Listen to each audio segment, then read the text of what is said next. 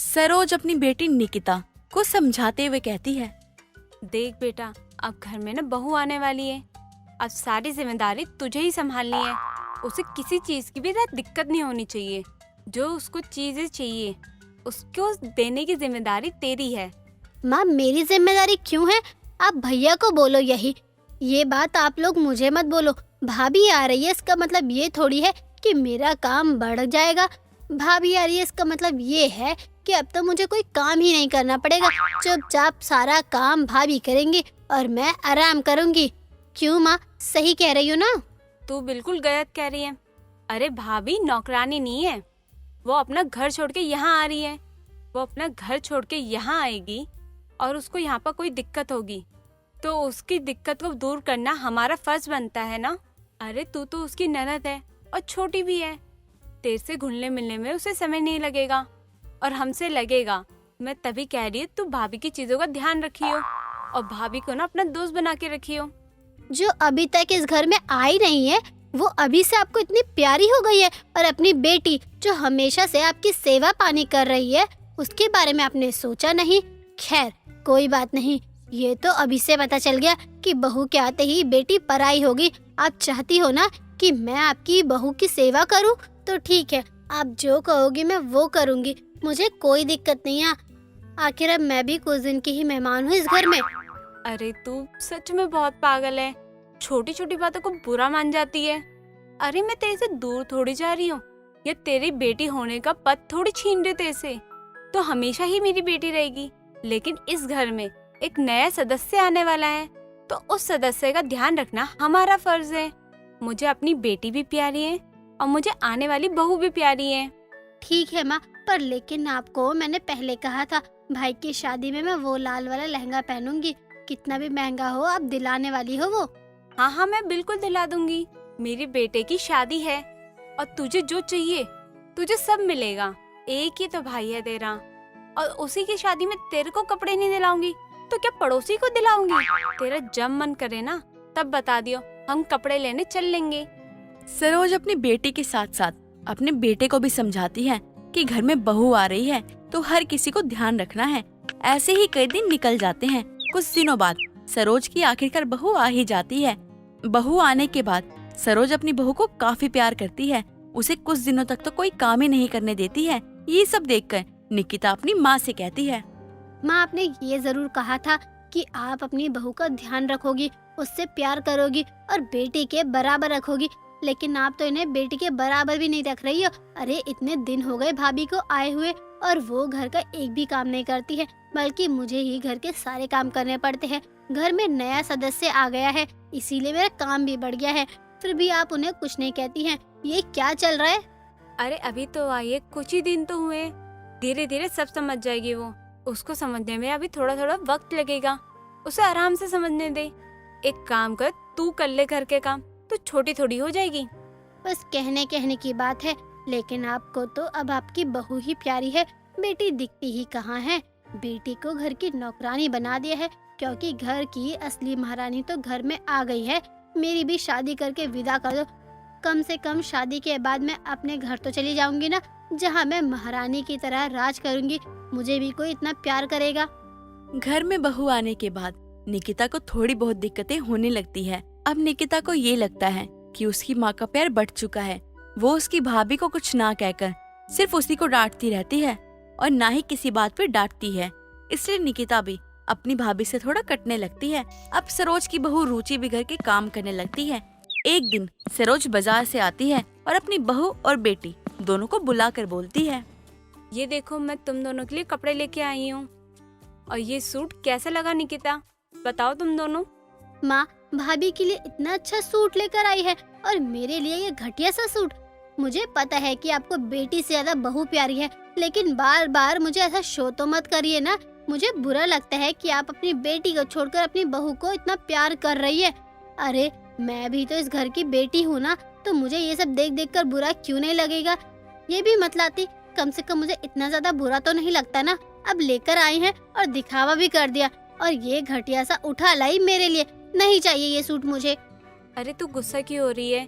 मुझे लगा तेरे को ये सूट पसंद आएगा, लेकिन तेरे को नहीं पसंद आया है तो कोई नहीं, हम अभी जाके बदलवा के आ ही जाते हैं, और जैसे तुझे पसंद आएगा ना वैसे ले लियो, ठीक है? अब क्या फायदा, अब तो मुझे बोलकर अपना दुख दिखाना पड़ रहा है ना। पहले तो माँ आपको मेरा दुख दिख जाता था, मैं मुंह बनाती थी तभी आपको पता भी चल जाता था कि मुझे कुछ पसंद नहीं आया, लेकिन अब तो मैं बोल देती हूँ तब भी आपको पता नहीं चलता है, तब भी आप ऐसे ही दिखाएंगे जैसे कुछ हुआ ही नहीं है। अरे निकिता, बस इतनी सी बात के लिए तुम इतना ज्यादा गुस्सा क्यों कर रही हो? अगर तुम्हें मेरा वाला सूट पसंद है तो तुम मेरा वाला सूट रख लो, मुझे कोई दिक्कत नहीं होगी। वैसे भी तुम चाहो तो दोनों रख सकती हो। भाभी आप तो रहने दो, माँ आपको थोड़ा प्यार क्या करने लग गई। आप तो दिखा रही है कि माँ मेरी ही है। माँ देख रही हो ना आप अपनी बहू को किस तरह से मुझे जला रही है, क्योंकि आप तो मुझसे प्यार करती नहीं हो। आपके लिए बेटी से प्यारी बहू जो है। हे भगवान, इस लड़की का दिमाग ना खराब ही हो गया है। पता नहीं क्या क्या सोचती रहती है, मुझे तो कुछ समझ नहीं आ रहा है। बहू तू रहने दे, एक काम कर, जो तुझे पसंद आ रहा है तू रख ले, इसको छोड़ दे, कोई बात नहीं। निकिता को बहुत सारी दिक्कतें होने लगती है और वो हमेशा अपनी भाभी से लड़ाई कर लेती है, और सरोज भी हमेशा अपनी बहू की तरफ से बोलती है। ऐसे ही कई दिन निकल जाते हैं। ऐसे ही कुछ दिनों बाद निकिता से गिलास टूट जाता है। तभी रुचि कहती है, अरे निकिता, तुम्हारा ध्यान कहाँ है? तुमने गिलास तोड़ दिया, थोड़ा ध्यान से काम किया करो ना। बस यही तो सुनना बचा है मेरे लिए। अब तक तो माँ ही मुझे सुनाती थी, अब तो भाभी ने भी सुनाना शुरू कर दिया है। भाभी ये मेरा भी घर है, अगर कुछ टूट रहा है कुछ फूट रहा है तो इसमें आपको बोलने की कोई जरूरत नहीं है। बड़ी आई मुझे समझाने वाली, अरे खुद को देखो फिर आओ मुझे बोलने के लिए। निकिता की बदतमीजी रुचि को लेके बढ़ती जा रही थी और ये सब घर में हर कोई देख रहा था, लेकिन कोई भी कुछ नहीं कहता है। कुछ दिनों बाद निकिता का एक्सीडेंट हो जाता है। जब ये बात उसके घर वालों को पता चलती है तो सब लोग बहुत ज्यादा परेशान हो जाते हैं। तुरंत ही सब लोग भागकर अस्पताल जाते हैं। कुछ देर बाद निकिता को जब पट्टी लग जाती है तो निकिता को घर लेकर आते हैं। सरोज निकिता के सर पे हाथ रखते हुए कहती है, भगवान का शुक्र है तुझे कुछ नहीं हुआ, अगर तुझे कुछ हो जाता तो मेरा क्या होता पागल? तेरे दिमाग में ये फितूर कहाँ से आया है? तू मेरी बेटी है, तुम दोनों मेरी बेटियों जैसी हो और तुम दोनों को मैं बराबर रखती हूँ। तुझे पता है जब मुझे पता चला कि तेरा एक्सीडेंट हो गया है तो मेरी जान ही निकल गई थी पागल। माँ मुझे माफ कर दो, ये सब मेरी गलती है। भाभी से दिक्कत होने लगी थी मुझे जब आप बहू बहू करती थी, लेकिन आज जब सबको मेरी फिक्र है तो ये देखकर मुझे एहसास हुआ कि सबके लिए मैं कितनी जरूरी हूँ और सबके लिए मैं कितनी प्यारी भी हूँ। निकिता की गलतफहमी दूर हो जाती है और फिर सब लोग परिवार के साथ मिलजुल के रहने लगते हैं। जानकी रसोई का काम कर रही होती है, तभी वहाँ उसका बेटा दरवाजे पर एक अलीना नाम की लड़की के साथ आता है और दरवाजा खटखटाने लगता है। पता नहीं कौन सुबह सुबह आ गया है, पहले जाकर देखूं कि कौन दरवाजा तोड़ रहा है, बाद में काम करती हूँ। अरे रुको भाई, आ रही हूँ। अब क्या मेरा दरवाजा ही तोड़कर मानोगे? जानकी जल्दी से दरवाजा खोलती है तो देखती है कि दरवाजे पर उसका बेटा रवि और एक अलीना नाम की लड़की है। वो दोनों शादी के जोड़ी में है। अच्छा तो यही है अलीना, जिसके बारे में तू मुझे रोज बताया करता था। हाँ माँ, यही है। वो क्या है ना, एलिना के माँ बाप चाहते थे उनकी बेटी की विदाई विदेश से ही हो, इसलिए हमें शादी करनी पड़ी। आपको बुरा तो नहीं लग रहा ना माँ? थोड़ा बुरा तो लग रहा है, लेकिन मैं तेरे लिए बहुत खुश हूँ। मुझे तो मेरी विदेशी बहू तभी पसंद आ गई थी जब वो वीडियो कॉल पे बात कर रही थी। खैर कोई बात नहीं, हम छोटा सा फंक्शन कर लेंगे। हाँ माँ, ये सही कह रही हो आप। एलिना आओ, माँ के पैर छुओ। माँ जी, आप बहुत अच्छे हैं। रवि आपके बारे में बहुत बातें किया करते थे। आज आपसे मिलकर मेरे को बहुत बहुत बहुत खुशा हो रहा है। एलिना, वो खुशा नहीं खुशी होती है, और माँ को ना थोड़ी बहुत इंग्लिश आती है तो तुम इंग्लिश में बात कर सकती हो। क्यों माँ, सही कह रहा हूँ ना मैं? हाँ बिल्कुल सही कर रहा है। अच्छा अब तुम दोनों अपने कमरे में जाओ और आराम कर लो। मैं भी कुछ खाने के लिए लाती हूँ तुम दोनों के लिए। इतनी दूर से आए हो, भूख तो लग रही होगी ना दोनों को। जानकी इतना बोलकर उन दोनों को कमरे में छोड़ देती है और जल्दी से दुकान से मीठे समोसे और आलू वाले समोसे मंगवा लेती है। कुछ देर बाद जब जानकी अपनी बहू और बेटे के कमरे में समोसे लेकर जाती है तो रवि कहता है, अरे माँ, इसकी क्या जरूरत थी? हम कोई पराई थोड़ी है जो हमारे लिए इतनी खातिरदारी कर रही हो आप। अरे हम तो आपके अपने बेटे और बहू हैं। हाँ तुम दोनों मेरे ही बच्चे हो, लेकिन भूख तो लगी होगी ना, और बहू के लिए कुछ मीठा बनाने में टाइम लगता है, इसलिए मैंने बाहर से ही मीठे वाले समोसे मंगवा लिए हैं। सोचा बहू को अच्छे लगेंगे। मीठे समोसे? ये मीठे समोसे क्या होते हैं? बहू जब तक खाओगी नहीं तब तक पता कैसे चलेगा तुम्हें कि मीठे समोसे क्या होते हैं। जानकी अपनी बहू को मीठे समोसे खिलाती है। मीठे समोसे अलीना को बहुत अच्छे लगते हैं। माँ जी, व्हाट आर मीठा समोसा? रवि, ऐसा कुछ हमारे विदेश में नहीं मिलता। हम तो वहाँ बस ग्रीन वेजिटेबल ही खाते थे, लेकिन मीठा समोसा बहुत यमी है। देखा, मैं तो कह ही रही थी कि बहू को मीठा समोसा बहुत ही ज्यादा पसंद आएगा। और देखो, बहू को तो वाकई इतना अच्छा लग रहा है। अच्छा बहू, अब ये आलू वाला नमकीन समोसा भी खा के बता कैसा है। नो माँ जी, मुझे बस ये स्वीट वाला ही समोसे दीजिए। एक्चुअली मुझे यही खाना बहुत टेस्टी लगता। अरे एलिना, तुम्हें तो मीठा पसंद ही नहीं था, तो तुम ये मीठा इतना खा क्यों रही हो? ये देश ज्यादा पसंद आ गया क्या, या देश की मिठास भा गई है तुम्हें? The sweet samosa, I love it. माँ जी, आपके पास ये वाले समोसे और हैं क्या? मुझे दीजिए ना और खाने के लिए। विदेश में बोरिंग खाना खा खा कर मैं बहुत ज्यादा परेशान हो गई हूँ। कोई बात नहीं बहू, यहाँ तेरी सास रोज तुझे एक से एक बढ़िया चीजें बनाकर खिलाएगी। अलीना को मीठा समोसा बहुत ज्यादा पसंद आता है और वो खूब रच के समोसे खाती है, जिसके बाद अलीना मीठे समोसे की शौकीन हो जाती है और आए दिन वही मंगवा कर खाती रहती है। कई दिनों तक ऐसे ही चलता है। कुछ दिनों बाद जानकी अपनी बहू के साथ पड़ोसन रमा के घर आती है। देख रमा, तू कहती रहती थी ना कि मैं अपनी बहू को तेरे घर लेकर नहीं आती हूँ।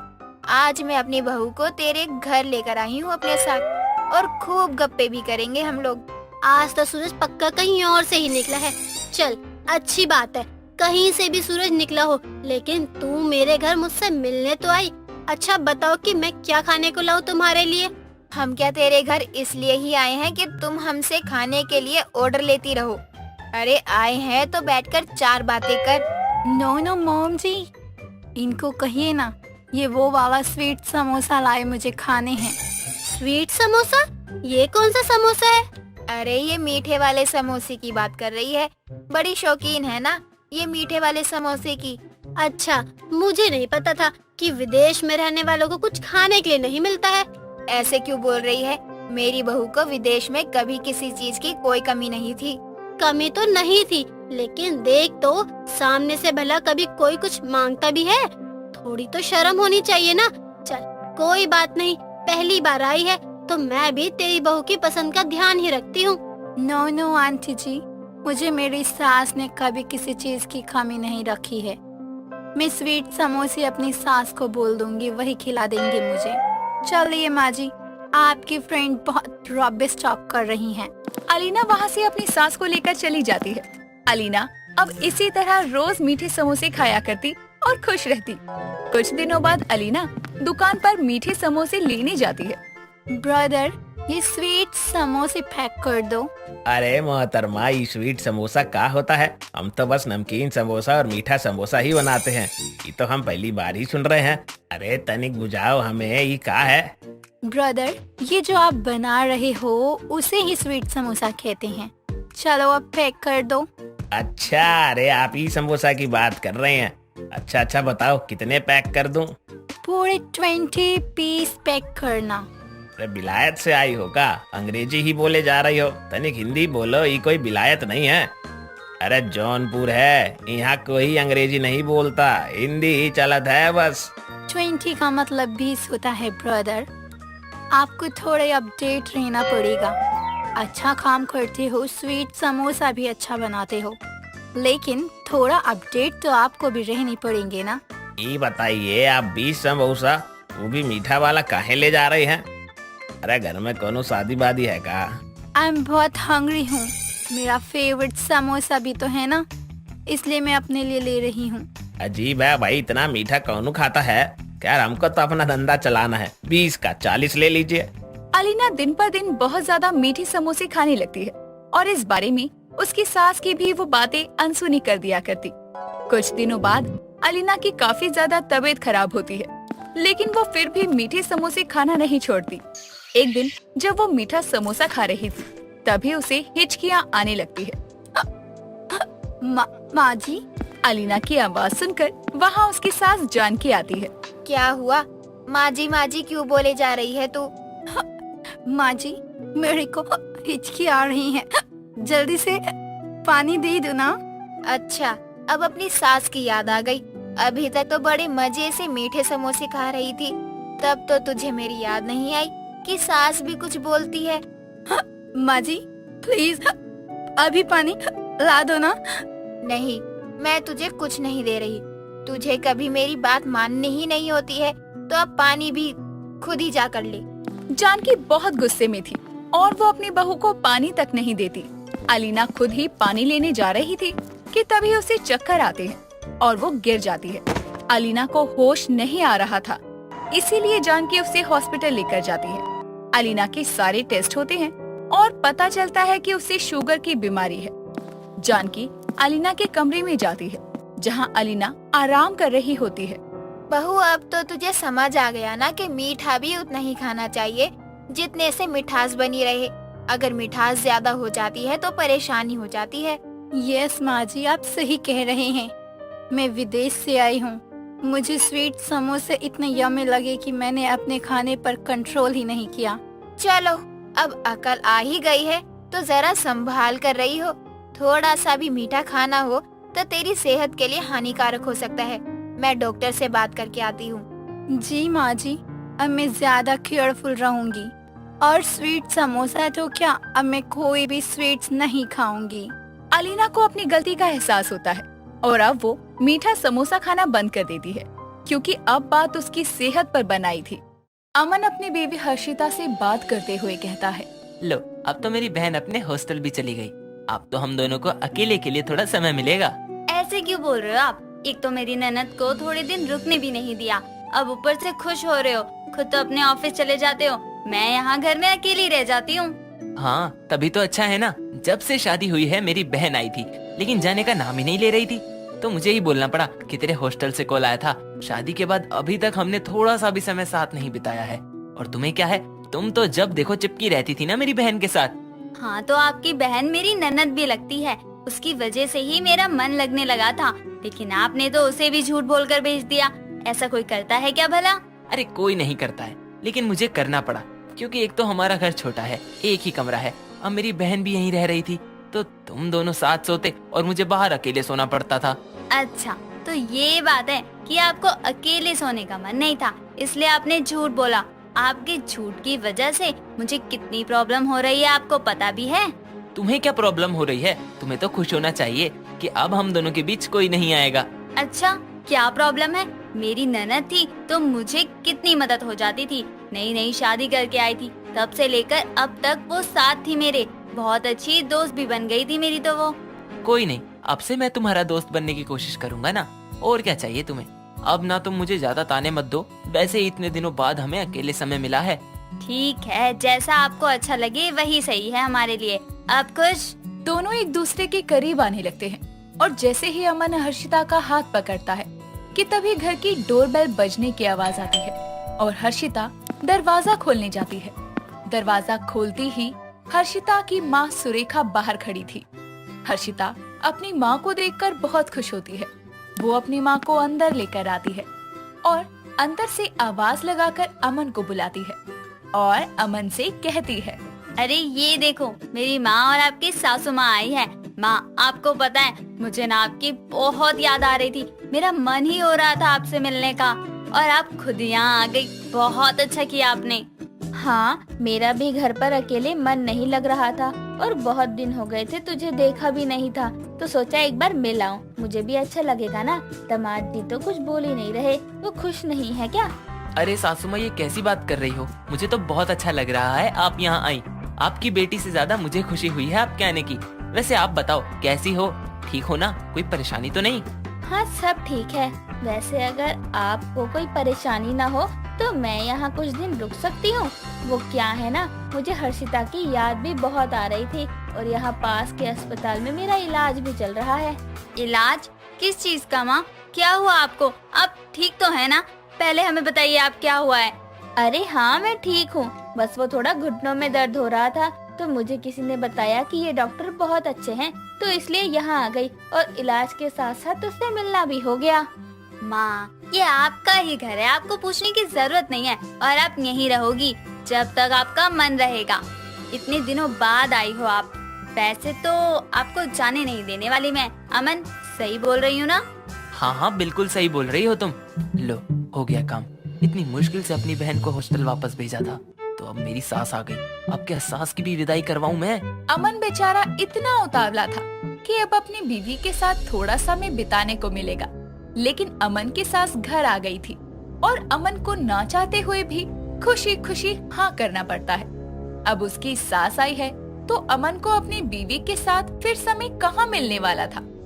ऐसे ही कुछ दिनों बाद हर्षिता सुबह सुबह किचन में खाना बना रही थी। तभी पीछे से अमन आकर उसे अपनी बाहों में भरकर कहता है, तुम्हें क्या मजा आता है मुझे ऐसे तड़पाने में? जब देखो अपनी माँ के साथ लगी रहती हो। माँ आई है तो माँ के साथ भी तो थोड़ा समय बिताने को मिलना चाहिए ना।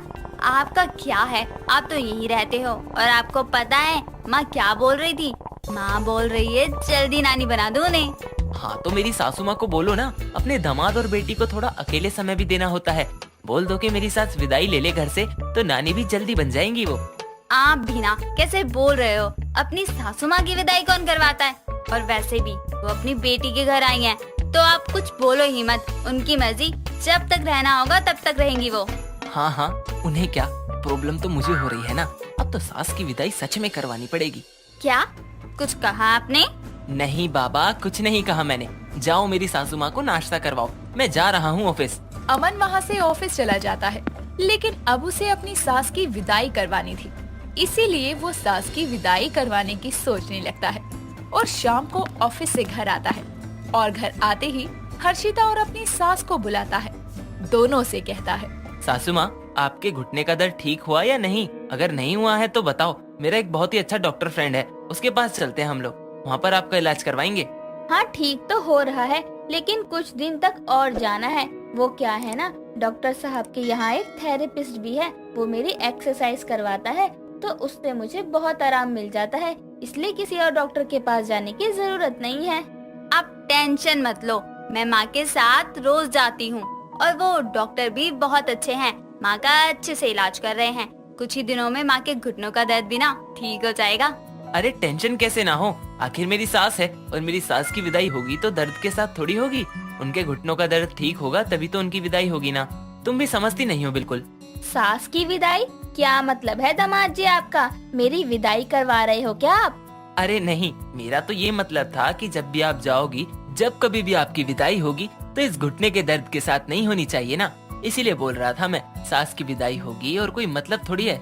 अच्छा, आपका यही मतलब था, हमें तो लगा कुछ और ही है, लेकिन कोई बात नहीं। अमन अपने दिल की बात बोल देता है, लेकिन फिर वो झूठ बोलकर मुकर भी जाता है। कई दिनों तक ऐसा ही चलता है। अमन की सास है कि जाने का नाम ही नहीं ले रही थी और अमन चाहकर भी कुछ नहीं कर पा रहा था। कुछ दिनों बाद सब लोग घर पर होते हैं, तो अमन का ससुर मनोज घर आकर कहता है, क्या हुआ भाग्यवान, यहाँ आने के बाद मुझे तो बिल्कुल ही भूल गई। मैं तुम्हारे मायके से विदाई करवा के लाया था अपने घर। अब क्या मुझे यहाँ अपनी बेटी के घर से भी विदाई करवानी पड़ेगी, तभी तुम वापस आओगी? अरे ससुर जी, आप यहाँ मेरी सास की विदाई करवाने आए हो? मुझे तो लगा मेरी सास यहीं रहेंगी अब। आइए आइए। अरे आप भी ना, पता नहीं क्या दिक्कत है, जब देखो सास की विदाई के लिए बोल देते हैं। और पापा, आप अचानक आ गए, बताया भी नहीं कि आने वाले हो। अरे तुम भड़क क्यों रही हो? मैं तो बस ऐसे ही बोल रहा था। ससुर जी आए हैं, अब तो वो भी हमारे साथ रहेंगे ना यहीं पर। क्यों ससुर जी, सही बोल रहा हूँ ना? नहीं बेटा, मैं तो यहाँ सुरेखा को ही लेने आया हूँ। तो क्या हुआ, मैं जाऊंगी थोड़ी, इन्हें क्या है, ये तो काम के लिए दूसरे शहर चले जाते हैं। अब मैं अपना इलाज करवाने अपने दामाद के घर आई हूँ तो याद आ गई इनको। तभी तो लेने आया हूँ। तुम्हें बहुत शिकायत थी ना कि मैं तुम्हें अकेले छोड़कर काम पर चला जाता था, तो अब मैं तुम्हारे साथ ही रहूंगा क्योंकि मुझे रिटायरमेंट मिल गई। अब तुम्हें जहाँ जाना है चलो, मैं लेकर चलूंगा। लेकिन माँ के तो घुटनों में दर्द है ना, माँ कैसे घूमने जा सकती है? माँ को यही रहने दो, इलाज के बाद ले जाना। अरे इसको क्या पंचायत है, जाती हुई बला को खुद से क्यों रोक रही है? अरे नहीं, मैं जा सकती हूँ। अब तो वैसे भी मेरे घुटनों का दर्द ठीक है और ये मुझे खुद लेने आए हैं, तो क्यों ना जाऊँ। चलो, सास की विदाई आखिरकार हो ही गई। जो काम मैं नहीं कर पाया वो मेरे ससुर जी ने कर ही दिया। अमन बहुत खुश हो जाता है और जब उसकी सास की विदाई होती है तो वो धूमधाम से अपनी सास की विदाई करवाता है, जिसके बाद फाइनली उसको अपनी बीवी के साथ समय बिताने का मौका मिलता है। रीमा एक वेजिटेरियन फैमिली से बिलोंग करती थी, लेकिन रीमा जिस लड़के से प्यार करती थी वो नॉन वेजिटेरियन था, जिसका नाम अरुण था। अरुण एक बंगाली फैमिली से है। ऐसे ही एक दिन सरिता पूजा की थाली लेकर अपनी बेटी के पास जाती है और कहती है, ओम नमः शिवाय, ओम नमः शिवाय, ओम नमः शिवाय। इधर आ रीना, टीका लगवा ले। माँ मैं अभी फ्रेश तक नहीं हुई हूँ, मुझे भी फ्रेश होना है, फिर टीका लगा देना। शिव शिव शिव, गंदी लड़की, सुबह कितने बज रहे हैं, अभी तक नहाई भी नहीं है। जाकर नहा ले और जल्दी से भगवान जी की आराधना भी कर ले। माँ आप ऐसे मत कहा करो, मुझे पता है कब क्या करना है। अब बड़ी हो चुकी हूँ, छोटी बच्ची नहीं रही। अब ऐसे समझाया मत करो मुझे हर बात पर। रीमा इतना कहकर अपने रूम में चली जाती है और कुछ देर बाद तैयार होकर वो अरुण से मिलने जाती है। अरुण भी उससे पार्क में मिलने आता है। तभी रीमा दूर से हाथ हिलाते हुए अरुण को पुकारती है, अरुण जी, अरुण जी, इधर देखो, यहाँ हूँ मैं, जल्दी आओ। कितना वक्त लगा दिया आपने अरुण जी, कब से आपका इंतजार कर रही हूँ। कहाँ थे अब तक आप? आपको वक्त की कोई कदर ही नहीं है। किसी लड़की को ऐसे कौन वेट करवाता है? आपको तो मेरी फिक्र ही नहीं है, हद है। बस मेरी राजधानी एक्सप्रेस, बस करो, आराम से थोड़ी देर बैठ जाओ, पहले सांस तो ले लो, फिर शुरुआत से शुरू करना। मेरी राजधानी एक्सप्रेस, इतना सब कुछ एक सांस में कैसे बोल लेती हो तुम? जैसे आप मुझे वेट करवा लेते हो वैसे ही, और ये हुनर आपसे ही तो सीखा है मैंने। आपका ही दिया हुआ गिफ्ट है जो मैंने अभी तक संभाल के रखा हुआ है। और बताइए। मैं सोच रहा हूँ तुम लड़कियाँ इतना बोल कैसे लेती हो? इतना दिमाग है तो नहीं तुम्हारे पास? कुछ अच्छे काम में क्यों नहीं लगाती हो अपना दिमाग? जो थोड़ा बहुत बचा कुचा होता है तुम्हारे पास, उसे यूं ही क्यों वेस्ट करती हो? अगर उसे थोड़ा यूज कर लोगी तो तुम्हारा ही तो फायदा होगा ना। बस कीजिए, अगर इतनी ही मेरी बातें आपको चुभती हैं तो बोलना ही बंद कर दूंगी। बता दीजिए ना, आपको भी सुकून मिल जाएगा मेरी बातें ना सुनकर। मैं दुनिया का पहला ऐसा मर्द हूँ जिसने आज अपनी होने वाली बीवी की बोलती बंद कर दी हो। यस, ओके बाबा, माफ कर दो, अब मजाक नहीं करूँगा, सच बोल रहा हूँ। देखो बदतमीजी मत करो, वरना मैं जो बात बताने आया हूँ वो नहीं बताऊंगा बिल्कुल भी तुम्हें। कौन सी बात, जल्दी बताओ। क्या माँ हमारी शादी के लिए मान गई? हमारे रिश्ते से उनको कोई एतराज नहीं है? जल्दी बताओ ना। हाँ, मान गई हैं, माँ हमारी शादी के लिए मान गई हैं, लेकिन तुम अपनी माँ से कब बात करोगी? उनको भी तो बताओ अपने रिश्ते के बारे में, तभी तो शादी की बात आगे बढ़ेगी ना। हाँ, आज ही बता दूंगी माँ को हमारे बारे में, ताकि उनको किसी और से ना पता लगे। इतना कहने के बाद रीमा और अरुण अपने अपने घर चले जाते हैं। ऐसे ही दिन गुजरते हैं और ऐसे ही एक दिन रीमा अपनी माँ को बोलती है, माँ मुझे आपसे कुछ बातें करनी है, कैसे कहूँ, कहाँ से शुरू करूँ, यही सोच रही हूँ। आप समझ पाओगी या नहीं ये मालूम नहीं, लेकिन कहना तो पड़ेगा ना। क्या बोले जा रही है? जो भी बोलना है सीधे सीधे बोल, ऐसे जलेबी की तरह बातें मत घुमाया कर। कुछ समझ में नहीं आ रहा कि तू कहना क्या चाहती है, सीधे सीधे बोल ले। माँ मैं किसी और से प्यार करती हूँ और उसी से शादी करना चाहती हूँ। वो भी मुझे बहुत पसंद करता है। उसने अपनी माँ को हमारे रिश्ते के बारे में भी बता दिया है। क्या क्या क्या क्या कहा तुमने? कि तू किसी से प्यार करती है और उसी से शादी भी करना चाहती है? और मुझे अब बता रही है उसने अपनी माँ को भी बता दिया, और तूने बताना जरूरी तक नहीं समझा। चल ठीक है, ये बता लड़का करता क्या है, क्या है उसका नाम? माँ उनका नाम अरुण कुमार घोष है, कलकत्ता से हैं वो, यही जॉब करते हैं। और अरुण जी ब्राह्मण नहीं है, वो नॉन वेजिटेरियन है। शिव शिव शिव, नहीं, ये शादी नहीं हो सकती। मुझे ये रिश्ता बिल्कुल भी मंजूर नहीं है। और ये मच्छी खाने वाले ही तुझे पसंद कैसे आया? कोई और ढूंढ ले, उसी से शादी करवा दूंगी, पर मच्छी खाने वाले से नहीं। और मच्छी खाने वाले का नाम भी कैसे ले रही है? ये नहीं हो सकता। बस बात खत्म, अब मुझे कुछ नहीं कहना, और ना ही आज के बाद तू उस लड़के से कभी मिलेगी। अगर कभी मिली तो समझ लेना तुम्हारा इस घर से रिश्ता ही खत्म है। सरिता अपनी बात खत्म करने के बाद फिर से पूजा करने चली जाती है। रीमा अपने कमरे में जाकर रोती रहती है। ऐसे ही दिन गुजरते हैं। अब अरुण को रीमा की चिंता हो रही थी, और ऐसे ही एक दिन जब वो उसके फोन के जवाब भी नहीं दे रही थी, तो अरुण रीमा के घर पहुंच जाता है और जाकर देखता है कि रीमा का घर फूलों से दुल्हन की तरह सजा हुआ था। रीमा, रीमा, कहाँ हो तुम? बाहर आओ, मैं तुम्हें लेने आया हूँ। तभी रीमा और रीमा की माँ सरिता वहाँ आ जाती है और सरिता अरुण को कहती है, तुम कौन हो और ऐसे चिल्ला क्यों रहे हो मेरे घर में? तमीज नहीं है कि किसी के घर में आकर ऐसे चिल्लाया नहीं जाता। मैं रीमा को लेने आया हूँ। रीमा की शादी होने वाली है। होने वाली है? अभी तक हुई नहीं है मेरी होने वाली सासू माँ। कुछ देर बाद अरुण रीमा को लेकर चला जाता है और दोनों मंदिर में जाकर शादी कर लेते हैं। अरुण रीमा को अपने घर लेकर चला जाता है, जहाँ उसकी सास करुणा उनका गृह प्रवेश करवाती है। ऐसे ही अगले दिन जब रीमा अपनी पहली रसोई में मीठा बनाने जाती है, तो उसकी सास उसे कहती है, बहू क्या बना रही हो?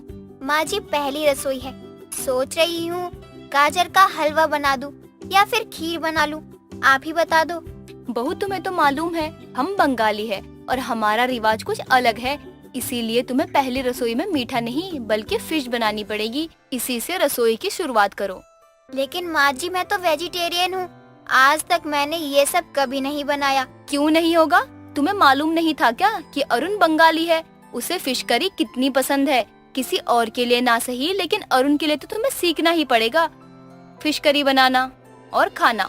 करुणा की बात सुनकर रीमा सोचने लग जाती है और कुछ दिन ऐसे ही बीत जाते हैं। ऐसे ही एक दिन रीमा अपने कमरे में कुछ काम कर रही थी और उसे मच्छी की महक आती है। वो रसोई की तरफ खुद को खिंचा हुआ पाती है और अपने मन में कहती है, ये कैसी खुशबू है जो मेरे कमरे तक पहुंच गई सुबह सुबह, कहाँ से आ रही है? लगता है रसोई में कोई कुछ बना रहा है, लेकिन ऐसा क्या बना रहा है जो इतनी तेज खुशबू सीधी मेरी नाक में ही घुस गई। रसोई में अपनी सास को फिश करी बनाते देखकर रीमा कहती है, माँ जी ये क्या बना रही हो आप सुबह सुबह? मेरे बेटे के लिए मच्छी कड़ी बना रही हूँ। क्या करूँ, ऐसी बीवी लाया है जिसे उसकी पसंद ही नहीं पसंद। हमारे घर में आज तक ऐसा कभी नहीं हुआ। लेकिन माँ जी मैं ये कह रही थी कि ये खुशबू जो है, उस खुशबू की वजह से मैं अपने रूम से यहाँ तक खींची चली आई हूँ। कैसे बना रही हो मुझे भी टेस्ट करवाना। क्या बात कर रही हो? तुम्हें टेस्ट करना है? रुको थोड़ी देर, बस ज्यादा नहीं रुकना है। लेकिन माँ जी आप ये कैसे बना रही हो जो इतनी अच्छी खुशबू आ रही है और मुझे यहाँ तक खींचती हुई लेकर आई है? कुछ देर बाद करुणा रीमा को फिश करी टेस्ट करने को देती है और रीमा को वो बहुत पसंद आती है। फिश करी अब वो ऐसे ही रोज आए दिन खाने लगती और बनाया भी करती और सबको खिलाती।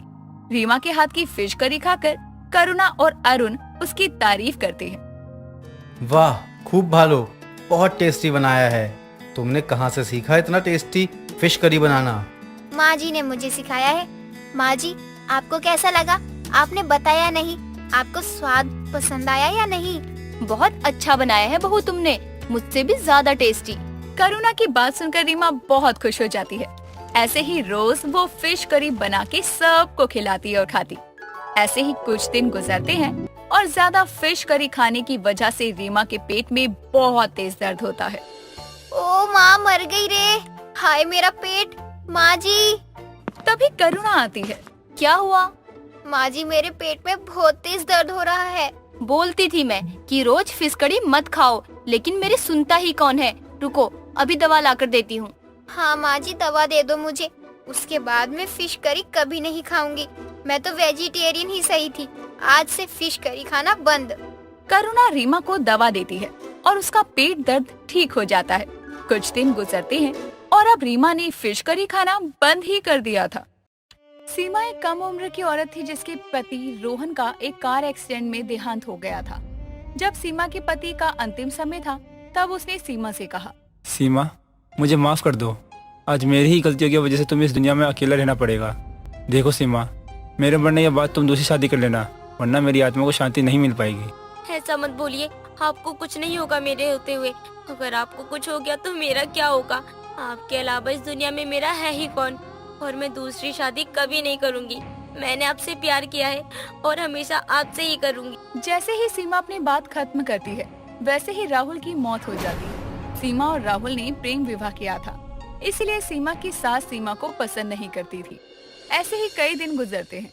ऐसे ही एक दिन सीमा की सास रजनी सीमा को ताने देते हुए कहती है। मैंने अपने बेटे को कहा था इस अभागन से शादी मत कर, तेरे साथ सबको ले डूबेगी, लेकिन मेरी सुनता ही कौन है इस घर में। खा गई चुड़ैल मेरे हंसते खेलते बेटे को। माँ जी, वो आपके बेटे जरूर थे, लेकिन मेरे पति भी थे। उनके जाने के बाद आप मेरे साथ ऐसा बर्ताव करेंगी, उनको ये सब पता था, तभी उन्होंने मुझे कहा था कि तुम दूसरी शादी कर लेना। अच्छा, मुझे तो नहीं कहा उसने तेरी दूसरी शादी करवाने के लिए। हे भगवान, मेरे बेटे को गुजरे हुए 10 दिन नहीं हुए हैं और ये अभी से अपना रंग दिखाने लग गई है।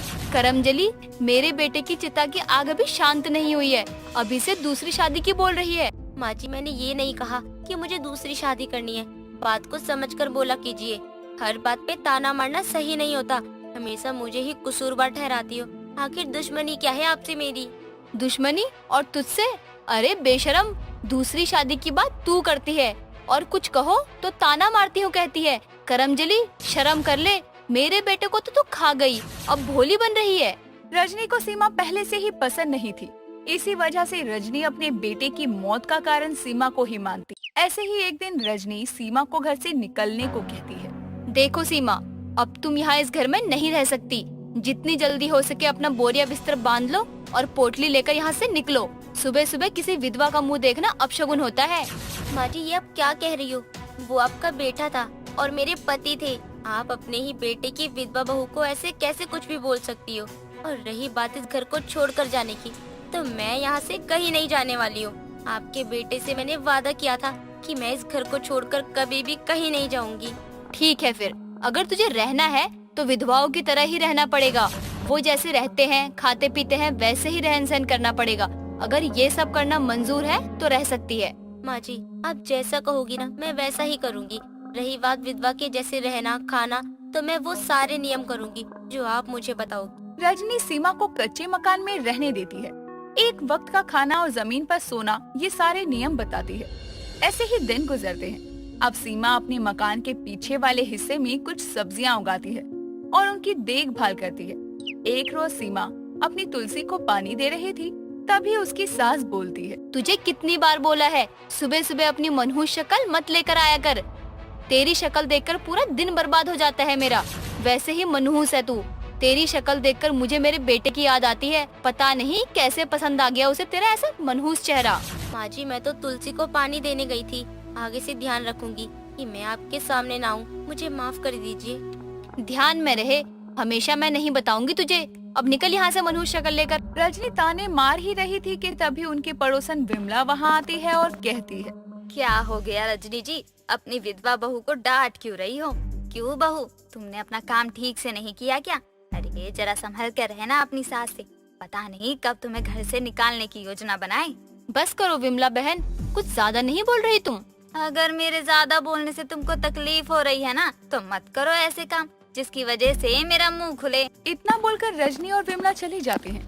कुछ देर बाद सीमा अपने पुराने लम्हों की यादों में खोकर रोने लगती है।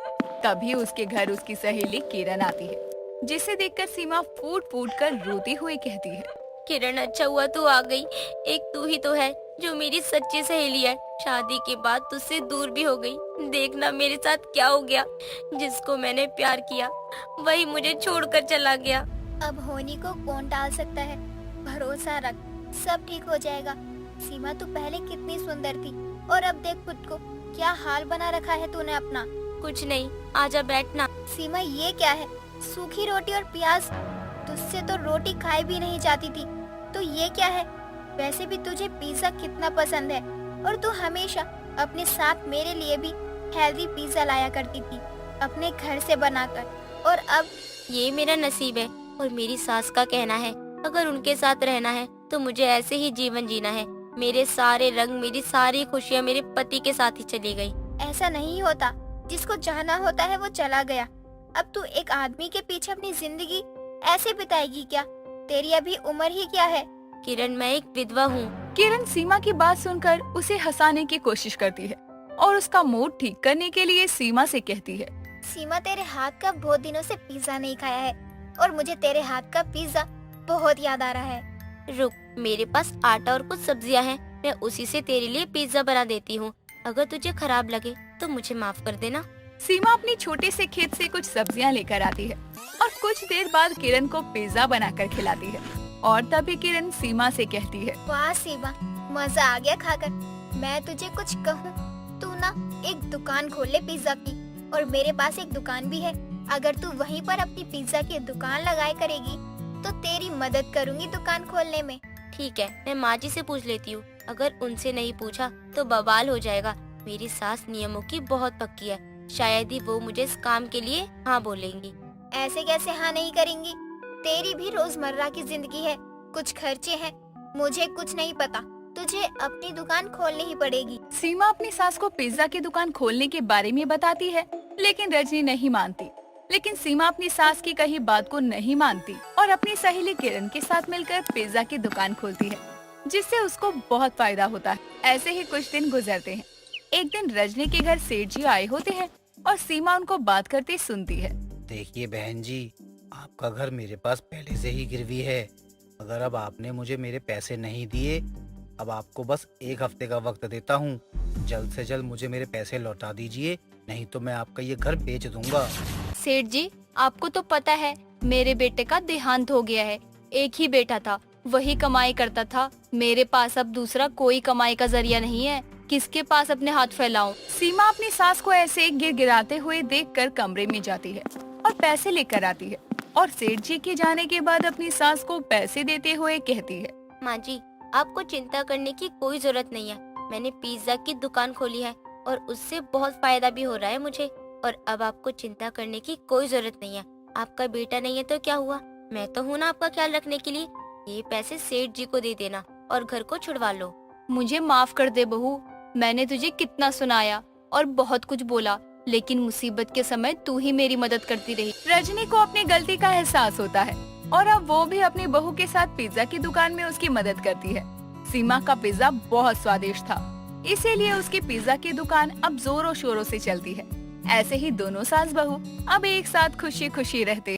दोस्तों, अगर आपको ये कहानी पसंद आई तो इसे लाइक करें, शेयर करें और कमेंट करके बताएं कि कहानी में आपको सबसे अच्छा क्या लगा।